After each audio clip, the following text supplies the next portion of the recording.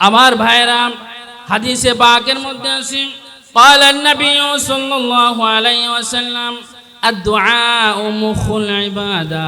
দোয়া হলো ইবাদতের মগজ। দোয়া আমরা কার কাছে চাইবো? একমাত্র কার কাছে চাইবো? আওয়াজ করে বলুন। দোয়া কার কাছে চাইবো? আমার আল্লাহ পাকের কাছে চাইবো। কথা ঠিক না ঠিক? আল্লাহ তাআলা বলেন ওয়া ইযা সাআলাকা ইবাদি আন্নী ফাইন্নী করিব উজিবু দাওয়াতাত দাঈ ইযা দাআন ফালইস্তাজিবু লি ওয়াল ইউমিনু বি লাআল্লাহুম ইয়ারশুদুন। জোরে বলুন আল্লাহু আকবার। আমাদের সবচেয়ে কাছে কে আছেন? আল্লাহ বলেন সবাই, আমাদের সবচেয়ে কাছে কে আছেন? দুনিয়াতে আমরা যখন আপদ বিপদে পড়ে আমরা কাকে ডাকি? আল্লাহকে ডাকি। আল্লাহ এত কাছে। ওয়া নাহনু আকরাবু ইলাইহি মিন হাবলিল ওয়ারিদ। আল্লাহর কাছে প্রার্থনা করলে দুনিয়ার মন্ত্রী এমপি মিনিস্টারের কাছে যদি আমরা কোনো কিছু বাজেট আনতে চাই, তাহলে কিছু নিয়ম নীতি আছে না নাই? অবশ্যই আছে। আল্লাহ পাকের কাছে কোনো কিছু চাইতে হইলেও কিছু নিয়ম আছে। কথাটা একদম ঠিক। এক নাম্বার হচ্ছে ইখলাস, অননয় বিনয়। বিনয়ের সাথে আল্লাহ পাকের কাছে চাইতে হবে, তাহলে আল্লাহ পাক আমাদের চাওয়াকে কবুল করবেন, মঞ্জুর করবেন। কথাটা একদম ঠিক। কোরআনে কারীম আল্লাহ তাআলা বলেন উদউ রাব্বাকুম তাদাররুআন ওয়া খুফিয়া ইন্নাল্লাহা লা ইউহিব্বুল মু'তাদিন।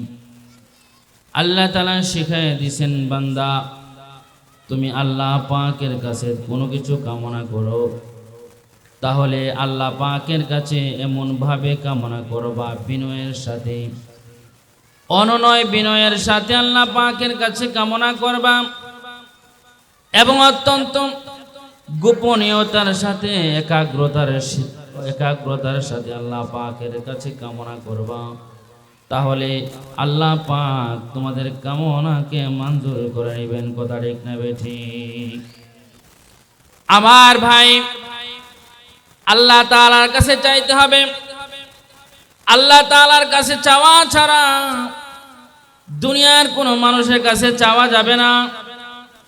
আল্লাহ তাআলার কাছে চাওয়ার জন্য আমার আল্লাহ তাআলা বলতেছেন, আল্লাহ পাকের কাছে যদি কেউ দোয়া না করে, হাদিস শরীফে আছে আল্লাহ তাআলা রাগ করেন।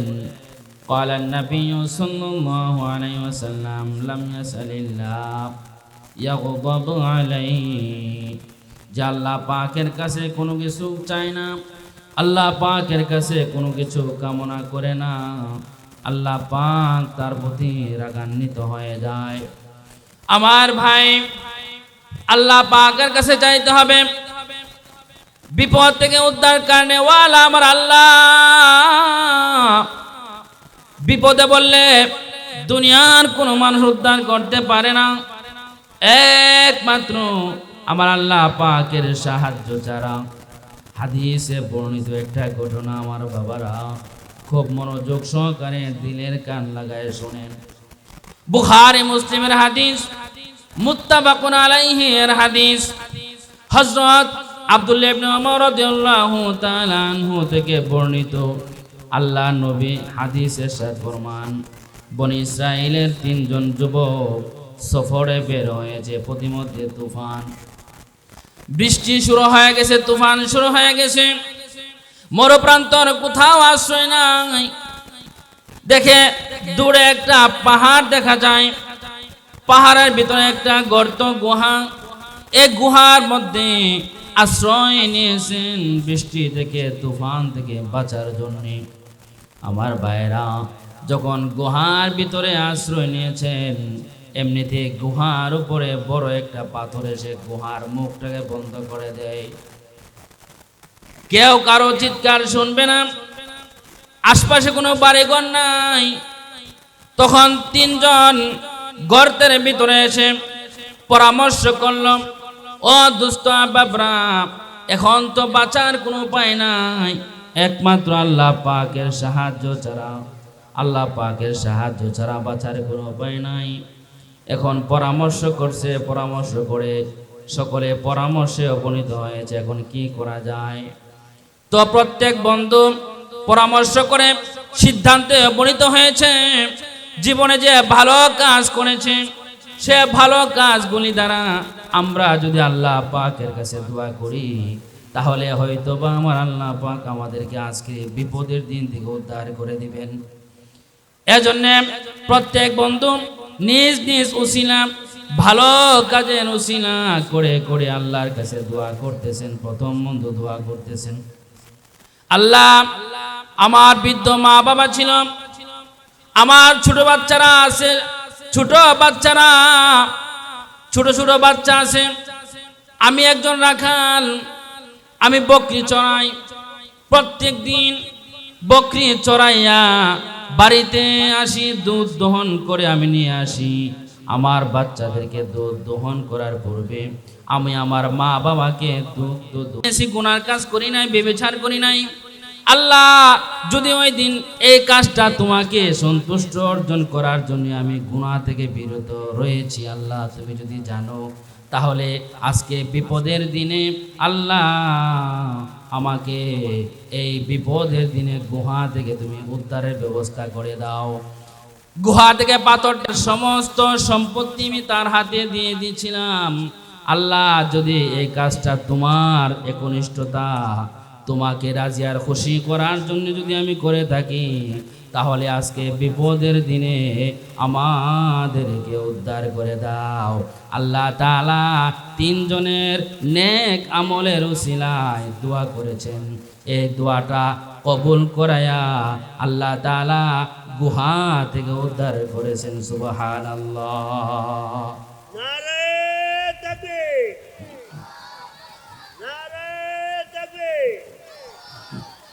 রাসূল পবিত্র তাফসীর মাহফিল, নারে তাকবীর।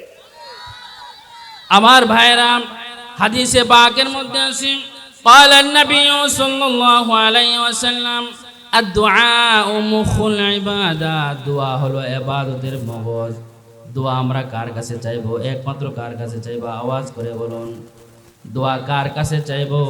আমার আল্লাহ পাকের কাছে চাইবো। কথা ঠিক না ঠিক? আল্লাহ তাআলা বলেন, ওয়া ইযা সাআলাকা ইবাদি আন্নী ফাইন্নী করিব উজিবু দাওয়াতাত দাঈ ইযা দাআন ফালইস্তাজিবু লি ওয়াল ইউমিনু বি লাআল্লাহুম ইয়ারশুদুন। জোরে বলুন আল্লাহু আকবার। আমাদের সবচেয়ে কাছে কে আছেন? আল্লাহ বলেন, সবাই আমাদের সবচেয়ে কাছে কে আছেন? দুনিয়াতে আমরা যখন আপদ বিপদে পড়ে আমরা কাকে ডাকি? আল্লাহকে ডাকি। আল্লাহ এত কাছে, ওয়া নাহনু আকরাবু ইলাইহি মিন হাবলিল ওয়ারিদ। আল্লাহ আমাদের সবচেয়ে কাছে আছেন। আমরা চাইবো একজন, কার? তিনি কে? আওয়াজ করে বলুন আল্লাহ। যা কিছু আপদ বিপদে পড়ি অথবা যে কোনো বৈধ দোয়া, আপদ বিপদ থেকে মুক্তি, বালা মুসিবত থেকে মুক্তি, রোগ মুক্তির জন্য একমাত্র কার কাছে পানা চাবো? আমরা আল্লাহর কাছে। আল্লাহ পাক আমাদের সকলকে এই কথাগুলির উপর আমল করার তৌফিক দান করুক। সকলে বলি আমিন। ওয়া আখিরু দাওয়ানা আলহামদুলিল্লাহি রাব্বিল আলামিন। আসসালামু আলাইকুম ওয়া রাহমাতুল্লাহ।